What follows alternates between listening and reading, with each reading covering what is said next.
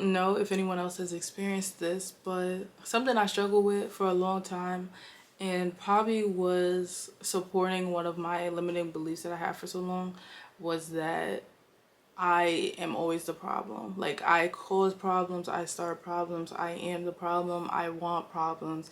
These have been my limiting beliefs from childhood. I grew up very sheltered, overprotective, toxic household where arguing was a 24/7 type of thing. And I was starting to get blamed when I got older I was starting to get blamed that I liked the arguing, I liked the toxicity, and I am the reason why it's happening, right? So then where this next thing stems up is that I felt as if when I entered my toxic relationship, I would start to feel like people were thriving off of my pain. Okay. This is something that literally I'm still trying to unpack, still trying to understand. But I don't know if you know the feeling of feeling as if people are happy that you are sad, happy that you are in pain, and are trying to make it so that you do feel these things and you are feeling worthless, all to make them feel better. In therapy, I'm starting to understand that some people who are miserable act this way, or they want you to be miserable as well. But when I was younger, and if I already have these self-limited beliefs about myself, like, oh, you're the problem, you're this, you're that. And then I'm going through things where people are like trying to make me sad, trying to make me feel worthless, trying to make me feel down, laughing at me, laughing when I'm down, kicking me when I'm down type of thing. That is a hard pill to swallow of trying to move past. And that's where I'm currently at, especially in therapy, is really understanding how much people can project. And I never did things like this. I never, even if I was sad, mad, I would say 80% of the time I'm not projecting or wanting people to feel miserable so I can go home and smile at the end of the day. I feel like that was me for a long time, especially within that relationship when it came to other girls. And honestly, I feel like him as well now that I look back on it. Like, me being down, me being low, me not being my biggest potential that I could be, I feel like that made people happy. And it's just this icky, disgusting feeling that I am currently trying to shake. I don't even know really what to say. It's just, it hurt me. It really hurt me. It hurt my feelings because I'm just like, anybody who knows me, I'm actually probably the most motivational. I'm like that hype person. As soon as you say you want to start a business, I'm like, okay, what we need to do, I'll be the manager. I'll help you with this. Like, I'm very motivational, very like, I don't know what the word is. It's not inspiring. Like, I am the most supportive person you could ever meet.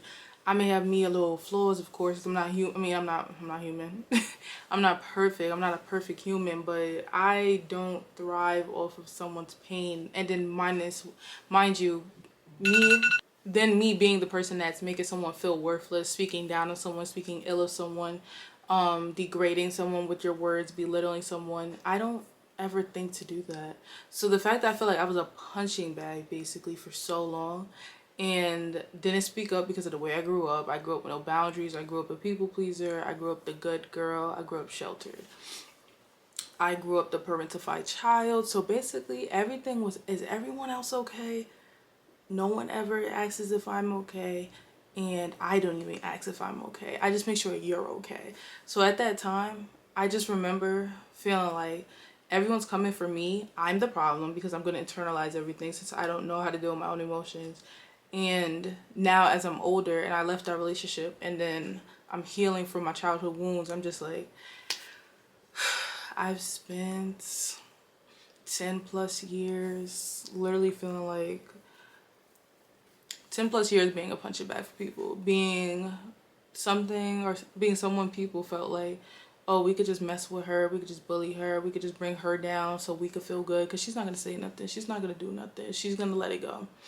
And I am officially tired of that title, tired of that mindset that I've been in, because even though I'm way past those situations or past that relationship, I now have to unlearn things that have happened from childhood to then to now. The only way I can explain it properly is feeling like everyone thrived off of me being down. And when I'm up, everyone's like, it's like nobody wanted me to be up because maybe everyone's seen what was inside of me or within me. And that's something that I would hear a lot is like, oh, your light shines so bright. And I feel like maybe y'all know they say like demons are still attracted to the light. The devil's still attracted to the light. It infuriates them, so they try to get close to you. That's kind of how I've been now looking now looking back, and then also being on a spiritual journey as well. Now I'm just like, maybe that's what was happening. If y'all relate, this is something where I don't know. I just always felt like this.